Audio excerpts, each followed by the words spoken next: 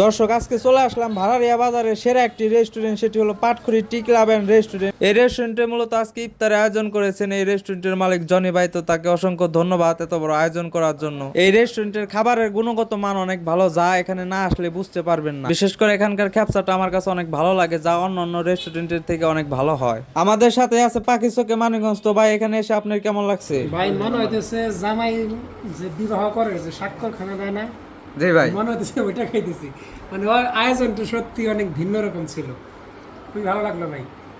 তো অবশ্যই বলবো যে আপনারা যারা এই পরিবেশে খাইতেছেন ভাই, ইফতার করার মতো অসাধারণ একটা জায়গা, সেখানে চাইলে কিন্তু আপনারা আসতে পারেন। খুবই সত্যি অসাধারণ একটা জায়গা। মনে হবে সৌদি আরবে আছে, এরকম মনে হয়। আর দাদা কিছু বলো। হ্যাঁ, এখানে বসলে মনে হচ্ছে যে সৌদি আরবে বসে গেছি, এমন সুন্দর পরিবেশ আর একদম সৌদি আরবের মতোই ডিজাইন করেছে এখানটা, সত্যি অসাধারণ। মানে ডেকোরেশনটা অনেক সুন্দর হয়েছে নাকি? এই যে ভাই সৌদি আরব আছিল, ভাই সাক্ষাৎ। ভাই কিছু বলেন।